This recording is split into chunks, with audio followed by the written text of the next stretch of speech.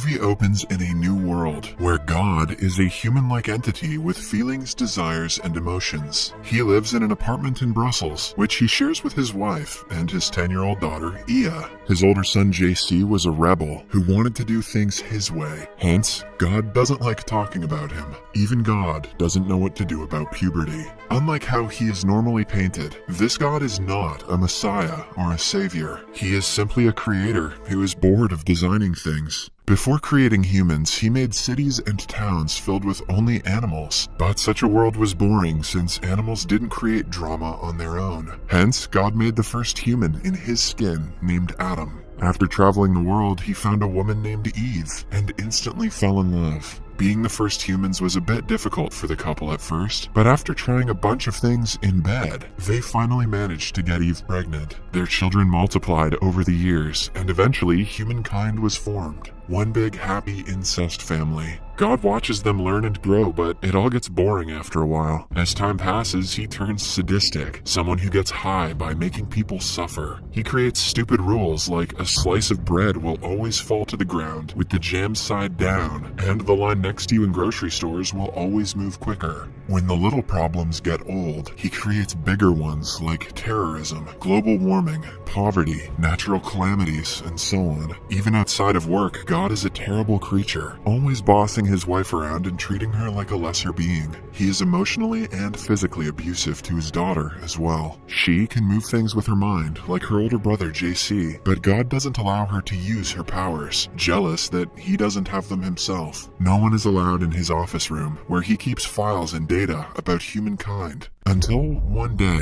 Ia finds the door open and walks inside without her father's knowledge. In the middle of the room is a computer that God uses to control the entire world. Through the computer, Ia discovers the many catastrophes that her father has created. He has taken all of the ladders out of the pools in The Sims. She is disgusted at how he enjoys watching people drown in misery. Hence, at dinner that night, she calls him out for being a sadist. An enraged God whips her with his belt for hours until his anger dies down. By the end of the torture, Ia has had enough. She decides to run away from home, but since it has no doors or windows, she asks her brother for help. When she touches a little statue in her room, it comes to life as JC and explains what she must do next. She should first get herself a bunch of apostles, someone who can be an advocate for her policies and ideas. JC tried 12, and it was too messy, so he asks her to try getting only 6 apostles. To choose the set apostles, she can just randomly pick up 6 human cards from her father's study. Then, JC asks her to write a brand new testament using the apostles and their experiences. That way, Ia can contribute to the betterment of humanity, like JC once did. To get her out of the house, he has hacked the dryer and connected it to the human world. After a long chat, Ia steals the key to the study room from her father and retrieves 6 human cards randomly. Before leaving, she hacks into his computer and sends a text to every living human, telling them the exact day they are going to die. Ia just wants to see the world burn. This brings chaos to the human world. Many people who have less time on Earth leave their jobs and start doing things they always wanted to do. Some eat whatever they like.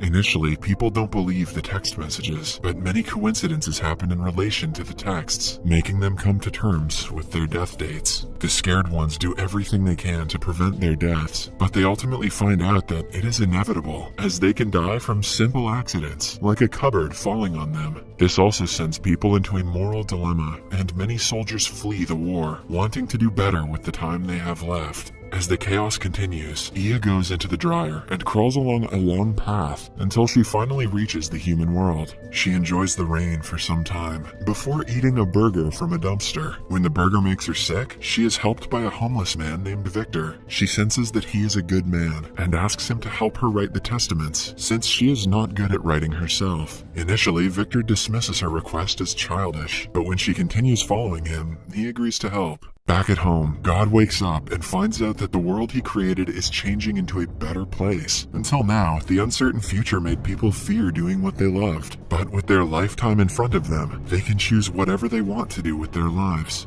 This brings people joy, which is against God's wish of how humans should be. He quickly goes to his computer to change the settings, but finds out that it has been hacked. Ia's smell is lingering around the house, and by following it, he finds the pathway located in the dryer. At this moment, he decides to go into the world he created to teach his daughter a lesson. Back on Earth, Victor and Ia go to their first apostle, named Aurelie. She is a beautiful woman, wanted by many men and envied by every woman she meets. However, she is always sad and frequently blames her life for being unfair. It turns out that when she was a teen, Aurelie lost her left arm and has been wearing prosthetics ever since. Ia asks her to talk about her life so they can extract the important parts to write into the New Testament. Victor gets ready with a pen and a piece of paper to note down Aurelie's life lessons. She starts by saying that the most crucial moment of her life was not when she lost her arm, it was when she met a homeless man one day. He told her that life is like a skating rink where a lot of people fall. It was a simple sentence that many people would interpret in the ways they like. However, to Aurelie, the sentence gave her life a new meaning. She knows she has already had her fall and has been trying to get up for several years. Ia understands her concerns and asks her to wait for a miracle that is about to happen shortly. At night, Aurelie dreams of reuniting with her hand. She comes to terms with her disability and finally gets up from the skating rink that the homeless man told her about. After Aurelie, Ia moves on to the second apostle, Jean. In his childhood, Jean loved adventures and always wanted to explore the world. But when reality hit, he got stuck in a 9-to-5 job, dedicating his life to climbing the corporate ladder. When he found out that he has 12 years to live, he didn't want to work anymore. Hence, he sat down on a park bench and hasn't moved ever since. He spends his day looking at things around him and feeding birds. Ia finds him on the same park bench and sits down to chat. She can talk to animals and offers to translate Jean's words to a bird. Jean wants to ask the bird why it never flies away from the park when it has wings to travel anywhere in the world. In turn, the bird asks Jean the same question. Whoa, that bird is deep. The question brings clarity to Jean's mind, and he sets off on a journey to find himself. At the same time, God finally reaches the other end of the tunnel and enters the human world. He is instantly troubled by the world he programmed when a lady pepper sprays him for being a creep. As he tries eating a burger from the garbage can, he is attacked by the street gangs. Later, he is taken to the hospital, where he gets into a fight with the doctor after insulting him. Still not coming to terms with a human's way of life, he steals a kid's sandwich and is beaten by the mother. Meanwhile, Ia looks for the third apostle, named Mark. He is a sex addict, whose only wish in life is to get in bed with as many women as possible. His addiction started when he saw a girl on the beach at the start of his teenage years. After finding out he has around 80 days to live, he took all the money out of the bank and has been spending it on prostitutes every night. However, it hasn't provided him with ultimate happiness, and he is still longing for something deeper. Ia tells him that he has a beautiful voice and asks him to do something with it. She is sure that the path will lead him to happiness. The next day, Mark gets the job as a voice actor and meets a woman at work. She turns out to be the same girl who he saw at the beach a long time ago. They instantly feel the chemistry between them and go back to his place. For the first time in Mark's life, he feels a connection deeper than his sexual urges, and they fall asleep holding hands. In the meantime, God's wife is enjoying time alone without her husband. While cleaning the house, she notices that 3 more apostles have been added to the picture of the Last Supper. Somewhere else, God ends up in a church, thinking that it is the one place he will be respected. But he is beaten for cutting a line to the food. The pastor helps him and feeds him, but God repays his kindness by insulting the man and making fun of his life. Even the calm pastor loses his cool and abuses him. Meanwhile, Ia and Victor make their way to the next apostle, named Francois. For the last week, he has turned into an assassin after finding out that he has 25 years left to live. He thinks that he is not doing anything wrong by killing people, since the ones who die at his hands were supposed to die anyway. One day, he is on a mission when Ia approaches him, asking him to target a specific lady. The lady turns out to be Aurelie. Hence, when the bullet hits her prosthetic arm, Francois thinks it is a miracle that she doesn't die. Intrigued, he follows her for the rest of the day and is smitten by her beauty. He falls in love, but keeps on denying it to himself, until one day when he buys Aurelie flowers. Gathering much courage, Francois hands them to her, expressing his love. Aurelie accepts them, but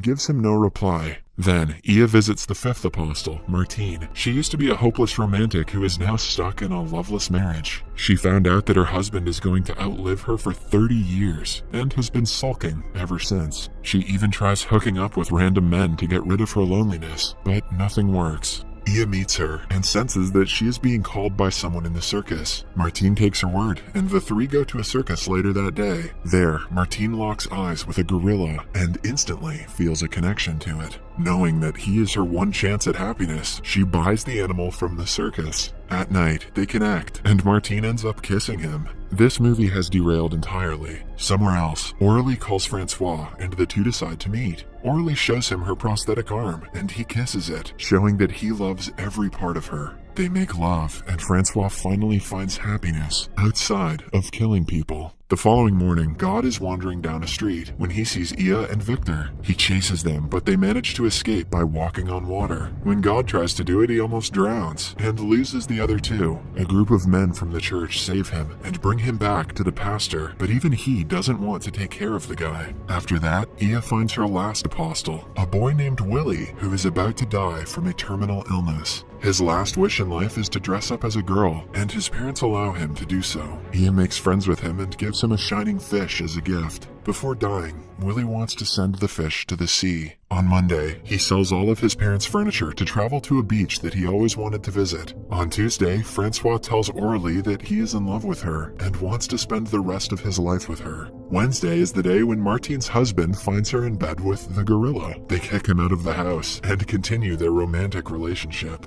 Then, Thursday comes, and Mark makes love to his girlfriend for the first time. On Friday, Rebecca Black pops off. Also, Jean follows a flock of birds and reaches a place in the Arctic. There, the birds signal him to a woman who happens to be his soulmate. And on the last day of the week, God is deported to Uzbekistan with a group of illegal immigrants. At the same time, Willie and the others come to the beach, where he sets the fish free. He is only a few minutes away from dying, so the group decides to stay on the beach until his final breath. In the meantime, God's wife enters his office to clean it. She unplugs the computer, which sends the entire world into a frenzy. The airplane that God is in starts to descend towards the beach, threatening to kill everyone. Thankfully, she plugs the computer in again, just in time to avoid the crash. She then proceeds to make personalized changes in the world, giving every human the gift of immortal life. The sky is covered with flowers. People can walk underwater with their pet fishes. The rules of gravity can be bent, and the world turns into a utopia where all dreams are fulfilled and everything is possible. Martine has a human baby with the gorilla. Victor publishes the New Testament and becomes a renowned author. Francois is pregnant with Aurélie's child. And lastly, Ia and Willie kiss each other. The only character who doesn't have a happy ending is God, who is stuck in Uzbekistan without a family. He desperately spends the rest of his days looking into every dryer for a way to return home.